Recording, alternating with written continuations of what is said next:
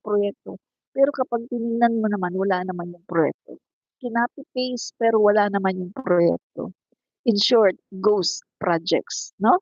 So, ayan po, ginagawa ito ng Kongreso para protektahan ang ating Pangulo. Dahil kapag ito po ay hindi naayos, ang bagsak din po nito, ang blame ay at sa Pangulo natin. So, ginagawa po ng Congress ang kanilang part na ipaayos yan sa DBM kasi sila trabaho naman nila yan, yung Department of Budget and Management, trabaho nila yan. Gawin yung budget na yan. Ayusin nila. Nasaan yung mga insertion na yan? I-point out nila. Nasaan yung mga insertion? Tanggalin yung mga hindi naman naka-align sa proyekto, programa ng ating Pangulo. Pag malinis na, ibigay nila. Clean slate, clean paper, ibigay nila yan. Malinis na budget, ibigay nila sa Kongreso. At hayaan na nila ang Kongreso na ang mag-legislate para ipasa ang budget. Yan po ngayon ang gusto ng Kongreso. Gusto nila hands up sila dahil palagi na lang silang pinagbibintangan sa mga insertions na hindi naman sila ang gumawa. Yan po mga kaibigan, no? So, ito pa. Yan, yung mga COA flood in practice as early as 2016. Yeah? Flood control projects with identical amounts across regions. Projects funded multiple times. Double appropriations. Patterns show Duterte-style budgeting is still alive. So ito po yung nakita no, ng Congress na mga nangyari po no, sa National Expenditure Program. Nakita po ito, yung mga old system no, na nandyan pa rin. Dahil nandyan pa rin yung mga tauhan ni Duterte. Hindi pa tinanggal. Kaya nga, mga kaibigan, no, ito talaga yung naging payo ko sa Pangulo natin. Yung pag-upo ng Pangulo natin, ito talaga yung sinabi ko eh. Dapat tanggalin ng Pangulo lahat ng mga appointed ni Duterte. Kung pwede, tanggalin lahat ng mga empleyado ni Duterte na magsasabotahe no nitong Marcos admin kasi nandiyan pa yung bulok nilang sistema no mga kaibigan. So andyan pa rin yung mga ghost projects, ghost plans, ghost accountability, Duterte's favorite contractors still winning. Vizcaya Group 31.6 billion in flood control projects despite of red flags.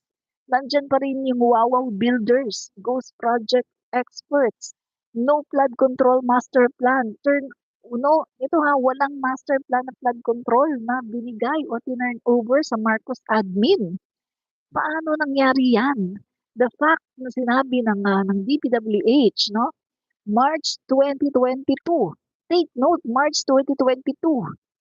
Ilang buwan na lang, March, April, May, June, July.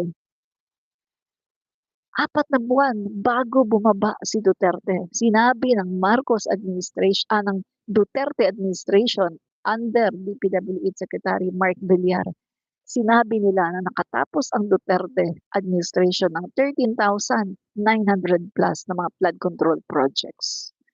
Pero pag siniyasat ito ngayon, ilan dito ang kompleto?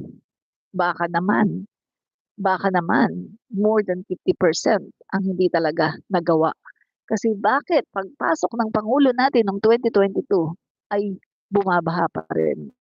Di ba dapat kung totoo na merong 13,900 plus na mga flood control projects na tinapos ng Duterte administration, dapat sana ay hindi na binabaha noong 2022 pagpasok ng ating Pangulo. Make sense? Make sense mga kaibigan, no?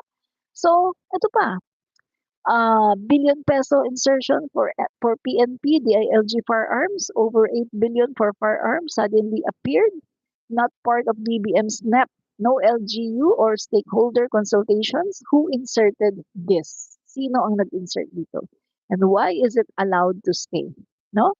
So ito pa, DA farm to market roads for sale, LGUs being approached to buy their way into the budget, allocation for sale tactics allegedly used by the third-era insiders, farm to market roads projects are being hijacked as insertion vehicles. Ito pa, the operators never left, the influence remained, Duterte appointees are still embedded across agencies. They know the budget process by heart because they design it, and they're setting up this admin to fail quietly from within. So ano yan? talagang mukhang merong, economic sabotage. Isabotahe ang gobyerno ng ating pangulo para mapatalsik si PBBM at maiupo si Sara Duterte. Anyway, pag-upo ni PBBM plano na nila 'to, patalsikin ang Pangulong Duterte. At paano nga ang Pangulong Marcos? At paano nga nila mapapatalsik ang Pangulong Marcos? Isabotahe. Kasama na diyan ang pagsasabotahe sa gobyerno ng ating pangulo. Kasi bukang bibig nila, eh. "Bumaba ka na, Marcos, bumaba ka na. BBM resign." Bukang bibig nila 'yan, eh. Hindi nila maitatanggi na bukang bibig nila na palitan ang gobyerno, palitan ang pangulo. So, ano nga ba ang gagawin nila para mapalitan ang pangulo? Para mag-succeed ang kanilang plano. Natural gagawin nila, isasabotahe nila ang gobyerno ng ating pangulo. So, kitang-kita natin mabuti sana kung wala silang plinano, mabuti sana kung wala silang binalak, mabuti sana kung hindi alam ng taong bayan ang mga pinaggagawa nila ever since. Maisog rally, mangumbinsi sa mga tao, sabi pa ni Pangulong Duterte, "Pumunta kayo sa Maisog, rally, to show your anger." My God, pumunta siya sa iba-ibang lugar ng Mindanao at kinukumbinsi niya yung mga retired general, nangungumbinsi siya ng mga leader, sa mga tao, mag-aklas sa gobyerno, palitan ang pangulo. So, kasama na rin ba sa kanyang pangungumbinsi ang isabotahe ang gobyerno ng ating pangulo para mapabilis na palitan ang ating Pangulong Marcos? Emmy Rose Dottimas, hindi sila nagtagumpay na pabagsakin si PBBM. Correct, tama ang sinabi mo, 'no? Hindi sila nagtagumpay na pabagsakin ang ating pangulo, 'no? So ito mga kaibigan, Congress sent back the NEP wake-up call ito. So hindi ito simpleng correction, 'no? The House of Representatives is trying to protect the President. That's why the NEP is being returned. So, gusto pong protektahan ng House of the Representatives ang ating Pangulo.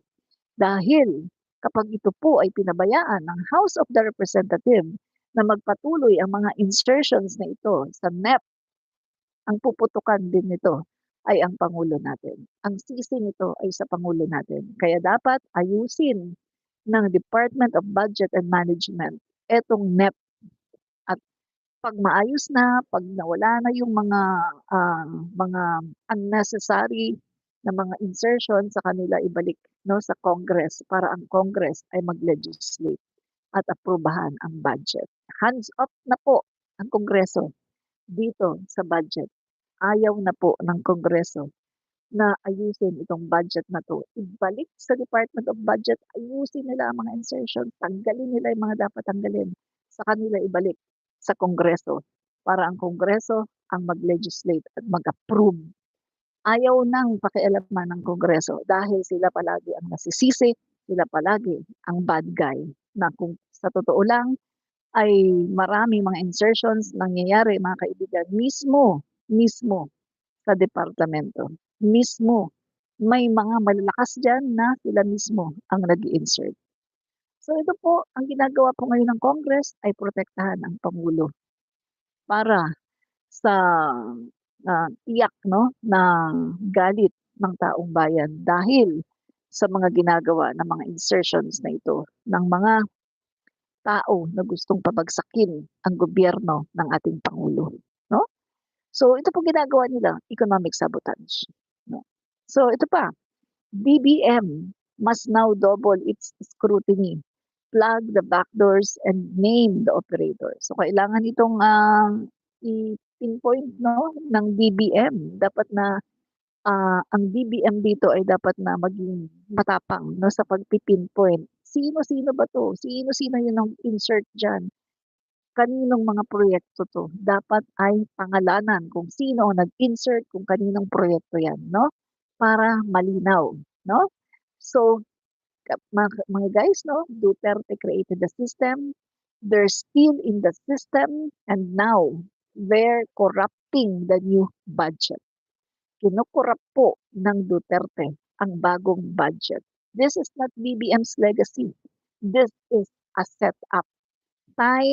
It's the time, no, for Department of Budget and Management to shut the back doors before the whole house burns, no? So ito, are the DDS brave enough to say enough na? Imbestigahan na rin ng mga Duterte operators sa NEP? So call ba kayo mga Duterte?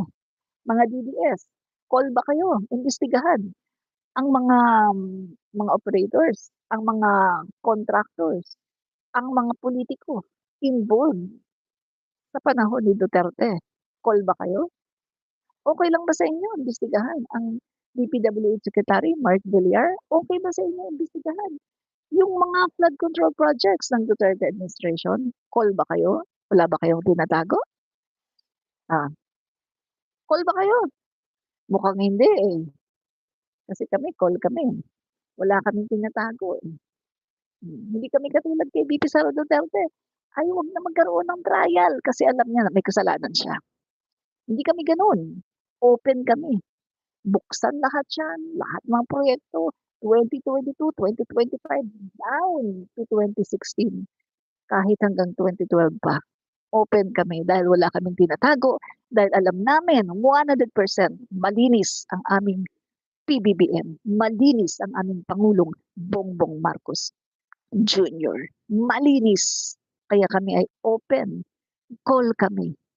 Hindi kami magtatago dahil alam namin malinis ang aming Pangulo. Diba? Ang nangyayari ngayon, economic sabotage. Sabotahin. Isabotahe ang gobyerno ni Pangulong Bongbong Marcos Jr. para mas mabilis siyang matanggal sa pwesto. Isabotahe ang gobyerno ng Pangulong Bongbong Marcos Jr. para mailagay na sa pwesto si Sara Duterte as President of the Philippines. Yan ang nangyayari ngayon, 'di ba? Yan ang nangyayari ngayon, mga kaibigan, 'di ba? Yan. So ito pa. Ah, ito ba mga guys, no? Ah, so ito na, no? Yung pinapabalik, no? Ng DBM. Pinapabalik ang NEP, no? Sa DBM. Okay, tingnan natin to. Okay.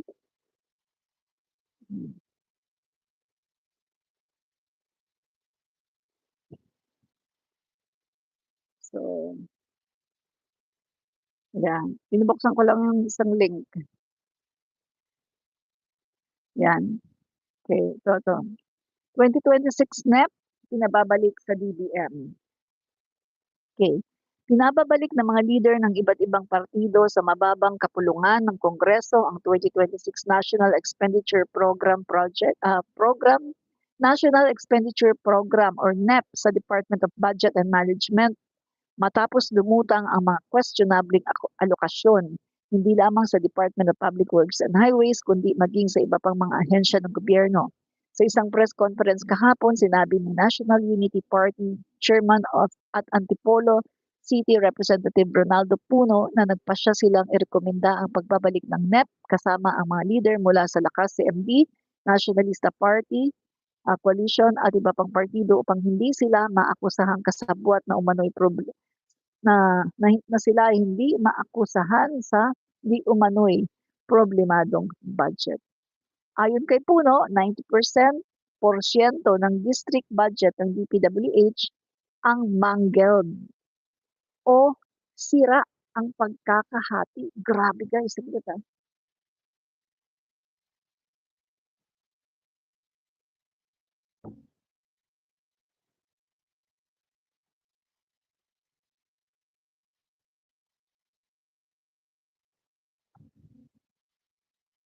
Akala, akala ko may nakasalang na.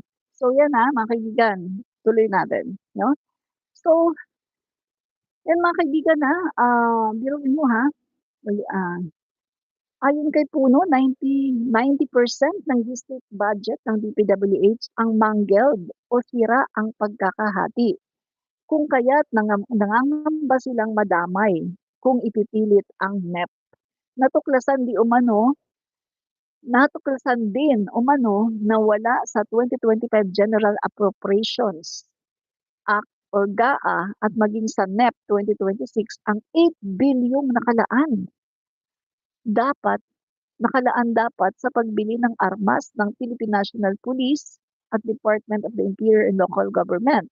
Pinaghihinalaan ng ilang kongresista na posibleng isisingit ito sa Bicameral Conference Committee. Binanggit din ni Puno na may kaparehong issue sa Department of Agriculture, particular sa halos 10 bilyong pondo para sa farm-to-market roads na umano'y ipinapasa sa ilang pribadong grupo. Dagdag pa ni Puno, mismong si DBM Secretary Amena Pangandaman ang umamin na hindi nila inisa-isa ang pagsusuri sa mga proposed budget ng mga ahensya gaya ng DPWH na may nakitang double entries, double alokasyon at mga proyektong tapos na ngunit muling pinunduhan. My God, no? So we have decided as a group to recommend the return of the 2026 national budget to the DBM because we don't know how to deal with it. We practically have to redo the entire submission, pahayag ni Puno. Aniya, hihilingin nila kay House Speaker Martin Romualdez na pabalikin ang NEP sa DBM at itigil muna ang deliberasyon ng 2026 budget hanggang walang malinaw na desisyon mula sa liderato. We cannot, in good conscience, begin deliberations on a national budget that is riddled with questionable allocations. The House owes it to the Filipino people to ensure that every peso is allocated properly, transparently, and free of corruption. And this point, the 2026 NEP falls short of the standard, giit ni Puno. So yan mga kaibigan, no, yan po ang dahilan kung bakit pinapabalik ng Kongreso itong NEP, no, National Expenditure Program. Pinapabalik po nila sa Department of Budget kasi nga may nakita sila na mga discrepancies, mga insertions na hindi naman dapat, no? So eto po mga kaibigan, ang ginagawa po ngayon ng Congress ay para protektahan ang Marcos administration dahil kapag hinayaan nila ito, guys, ang putok na naman ito sa Pangulo na naman eh. Kaya maganda po itong ginagawa ng Kongreso na hindi po nila hinahayaan na merong mga insertions, no, sa budget. So, ngayon mga kaibigan, sa tingin ko, mangingilag na. Iilag na ngayon ang mga senador, no, na gustong mag-insert. Mangingilag na yan sila, guys, no? Magdadalawang isip na yan sila. Bakit? Kasi ang Pangulo natin, seryoso, nalabanan ang mga katiwalian sa gobyerno. Seryoso ang Pangulo natin. Nalabanan itong mga politiko na tiwali sa ating gobyerno dahil ang gusto ng Pangulo natin, mailagay sa tama ang taxpayers' money. Diba? Ito pa. Okay. Marcos orders sweeping review of DPWH budget under 2026 NEP. Yan. So, pinapareview nga po no, ng ating Pangulo ang NEP. No? President Ferdinand Bongbong Marcos Jr. has tasked the Department of Budget and Management and Department of Public Works and Highways to conduct a sweeping review of the DPWH proposed budget under the 2026 National Expenditure Program. So, pinapaayos po ng ating Pangulo. So, si Mark Villar, tahimik pa din, no? Mga kaibigan, tahimik pa rin po siya sa mga nagaganap sa dito po sa pagkabulgar, no, ng kanyang appointee na si Alcantara. Tahimik pa rin po siya, mga kaibigan, no? Yan. So, yan nga po, hinihiling ng mga kongresista, ng mga leader ng Kongreso na ibalik na lang sa DBM at ayusin nila ang budget bago ibalik muli sa Congress. Yan. At kung maalala din po ninyo mga kaibigan, no, meron din pong hinayag itong si Senator Ping Lacson tungkol sa 51 billion vague distinct insertions in 2026 NEP. So, yan po sinabi ni Lacson, no? Ping Lacson flag at least 51.82 billion. Dali, ah.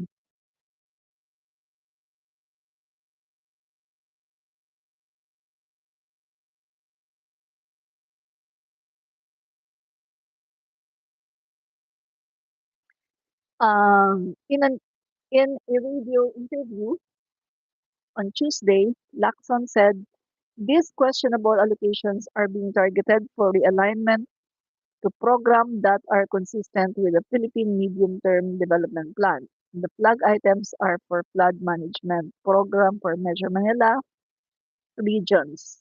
Yeah. So, Central Luzon and other areas. Lacson said